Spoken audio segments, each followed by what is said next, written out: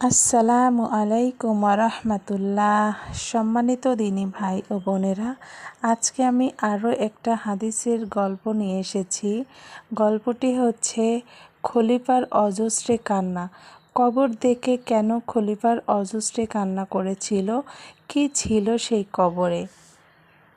চলো আমরা মনোযোগ সহকারে ভিডিওটি দেখি এবং শুনি, ইনশাআল্লাহ আমাদের ঈমান বৃদ্ধি পাবে। হাদিসে পাওয়া যায়, হজরত উসমান রাদিয়াল্লাহু আনহু যখন কোনো কবরের পাশে দাঁড়াতেন তখন এমনভাবে কাঁদতেন যে তার দাড়ি মোবারক ভিজে যেত।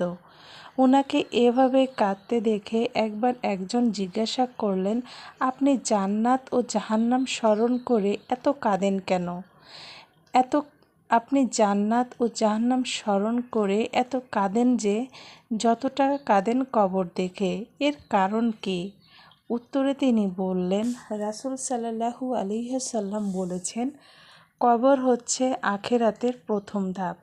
এই পরীক্ষায় যদি কেউ পাশ করে যেতে পারে, অর্থাৎ রক্ষা পেয়ে যায়, তাহলে পরবর্তী পরীক্ষার জন্য তার আর কোনো কষ্ট হবে না।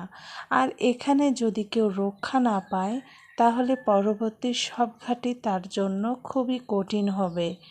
রাসূল করিম সাল্লাল্লাহু আলাইহি ওয়াসাল্লাম আরও বলেছেন, মেরাজের রাতে আমি যত ভয়াবহ দৃশ্য দেখেছি তার মধ্যে কবরের আযাবই হচ্ছে সবচেয়ে ভয়ঙ্কর।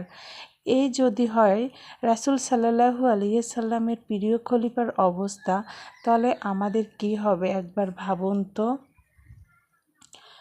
আমরা তো রাত দিন ডুবে আছি মারামারিতে, জুয়ার আড্ডাখানায়, হারাম সম্পর্কে, হারাম সম্পদে, জিনায়, ফুটবল, ক্রিকেট খেলায় বা সুদে।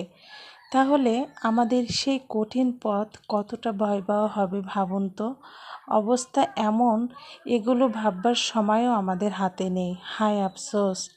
মৃত্যু নিয়ে আবু দারদা রাদিয়াল্লাহু আনহু বলেছেন, তিনটি বিষয় চিন্তা করে আমার হাসি আসে, আর তিনটি বিষয় মনে করে আমার কান্না আসে।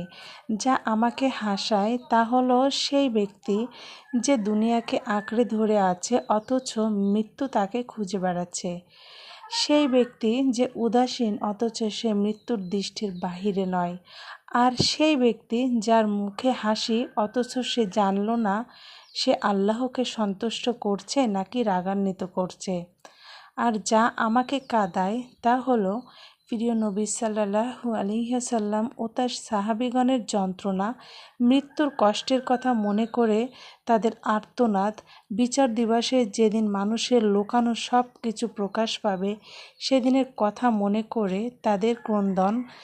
এত কিছুর পরও তারা জানতে পারে না তাদের শেষ পরিণাম জান্নাত নাকি জাহান্নাম।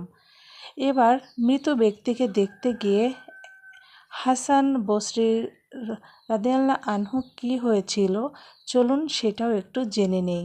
হাসান বসরি রাদিয়াল্লাহু আনহু একবার এক রোগীকে সাক্ষাৎ করতে গিয়ে দেখলেন তার মৃত্যু আসন্ন। মৃত্যুকালীন তার ওই যন্ত্রণা ও কঠিন কষ্ট দেখার পর তিনি বাড়ি ফেলেন। কিন্তু সে কঠিন কষ্ট তিনি সহ্য করতে পারেননি। তার গায়ের রং বিবর্ণ হয়ে যায়। উনার এমন অবস্থা দেখে বাড়ির মানুষও উদ্বিগ্ন হয়ে পড়েন। উনাকে রাতের খাবার খেতে বললে তিনি বলেন, তোমরা সবাই খেয়ে নাও, আজকে আমি এক ভয়ঙ্কর বিপদ দেখে এসেছি। এখন আমাকে একাধারে আমল করে যেতে হবে। দুনিয়ায় চিরদিন আমরা কেউ থাকবো না, একদিন মরতে হবে, যে কোনো সময় মরণ আসতে পারে। এই কথার স্মরণ মুমিনকে পরকালের জন্য প্রস্তুতি নিয়ে উদ্বুদ্ধ করে।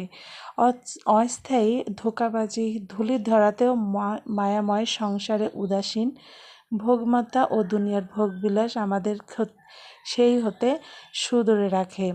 মরণের স্মরণ মুমিনকে আত্মসমীক্ষা তথা বারবার তওবা করতে অনুপ্রেরণা যোগায়। হে রাব্বুল আলামিন, আমাদের সকলকে আপনি কবরের আযাব থেকে রক্ষা পাওয়ার তৌফিক দান করুন। সম্মানিত ভাই বোনেরা, আজকের ভিডিওটি এই পর্যন্তই। যদি তোমাদের ভালো লাগে লাইক, কমেন্ট ও সাবস্ক্রাইব করে পাশে থাকবে। আসসালামু আলাইকুম ওয়া রাহমাতুল্লাহি ওয়া বারাকাতুহু।